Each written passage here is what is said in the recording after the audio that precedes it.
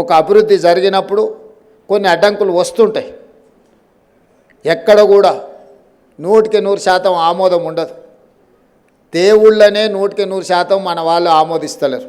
ఒక ఆయన వెంకటేశ్వర స్వామి భక్తున్నంటే ఇంకొక ఆయన ఆంజనేయ స్వామి భక్తుని అంటాడు, ఇంకొక ఆయన నేను శివభక్తుని కాల భైరవుడిని నేను ఇష్టపడతానంటాడు.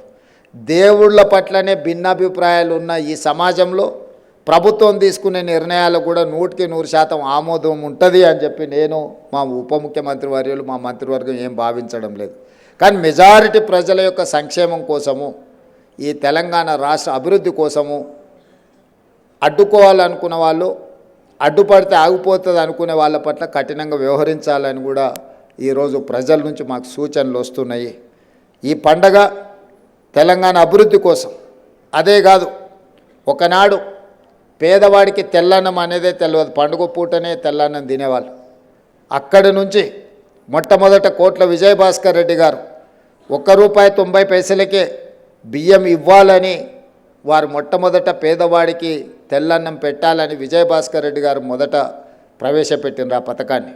ఎన్టీ రామారావు గారు దాన్ని విస్తృత స్థాయిలో ₹2 కిలో బియ్యం అనే పథకాన్ని పూర్తి స్థాయిలో ప్రజల దగ్గరికి తీసుకెళ్ళి, ఆనాడు ఏదో ఒక పండుగ నాడు తెల్లన్నం తినే ప్రజలకు నిత్యం ఒక్క పూటైనా తెల్లన్నం తినే పరిస్థితులు ఎన్టీ రామారావు గారు తీసుకొచ్చారు. ఆ తర్వాత శ్రీమతి సోనియా గాంధీ గారు ఫుడ్ సెక్యూరిటీ, ఆహార భద్రత చట్టం తీసుకొచ్చి ప్రతి పేదవాడికి 3 పూటల భోజనం ఉండాలి అని భారతదేశంలోనే మొట్టమొదటిసారి ఫుడ్ సెక్యూరిటీ యాక్ట్ తీసుకొచ్చి పేదవాడికి ఆహార భద్రత చట్టాన్ని శ్రీమతి సోనియా గాంధీ గారు తీసుకొచ్చారు. ఆ విధంగా అంచెలంచెలుగా పేదల ఆకలిని తీర్చడానికి ప్రభుత్వాలు తీసుకున్న నిర్ణయాలు ఈరోజు పేదలకు ఆకలిని దూరం చేసే ఒక దిశగా మనం ప్రయాణం చేస్తున్నాము. మరి ఈరోజు ఆ పేదలు శ్రీమంతులు తిన్నట్టుగా సన్నబియ్యం తినాలి, సన్నబియ్యంతోనే మా భోజనం ఉండాలి అని కోరుకుంటున్నారు. దొడ్డు బియ్యం నుంచి సన్నబియ్యం వైపుగా, సన్నబియ్యం తెలంగాణ రాష్ట్రంలో అత్యధికంగా పండించే దిశగా మన ప్రభుత్వం ముందుకు వెళ్తుంది. పోయిన సంవత్సరం ప్రభుత్వ ప్రోత్సాహకం వల్ల వరి 1,56,000 మెట్రిక్ టన్నులు, భారతదేశంలోనే అత్యధికంగా వరి ధాన్యం ఉత్పత్తి చేసిన రాష్ట్రంగా తెలంగాణ ముందు భాగాన నిలబడ్డది. ఉమ్మడి రాష్ట్రంలో కూడా ఇంత పంట ఎప్పుడు పండలేదు. తెలంగాణ రాష్ట్రం వచ్చిన 10 సంవత్సరాలలో కూడా ఇంత వరి దిగుబడి ఎప్పుడు రాలేదు. పోయిన సంవత్సరం 1,56,000 మెట్రిక్ టన్నుల వరి ఉత్పత్తి తెలంగాణ రాష్ట్రంలో మనం సాధించుకున్నాము. ఈ సీజన్లో కూడా అత్యధికంగా ఈరోజు వరి పండిస్తున్నారు మన రైతులు.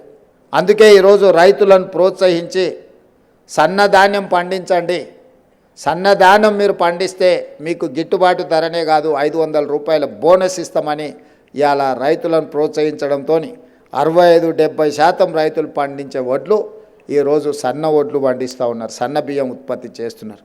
మరి రైతులు పండించిన సన్న బియ్యాన్ని పేదలకు పంచాలని ఒక గొప్ప లక్ష్యంతో ఈ ఉగాది పండగ పేదవాళ్ళ ఇంట్లలో సంతోషాన్ని తెచ్చిపెట్టాలి అని చెప్పి ఈరోజు సాయంత్రం హుజూర్ నగర్లో పెద్దలు ఉత్తమ్ కుమార్ రెడ్డి గారి నియోజకవర్గంలో రాష్ట్రం నలుమూలల సన్న బియ్యం పథకాన్ని ఈరోజు మనం ప్రవేశపెట్టుకుంటున్నాం.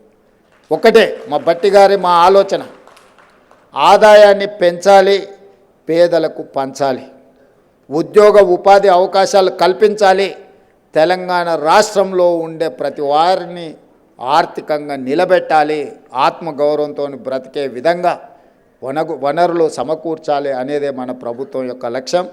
పంచాంగం కూడా వేద పండితులు తెలంగాణ రాష్ట్రానికి మంచి భవిష్యత్తు ఉన్నది, మంచి నిర్ణయాలు తీసుకుంటాము అని చెప్పి వారు చెప్పినారు.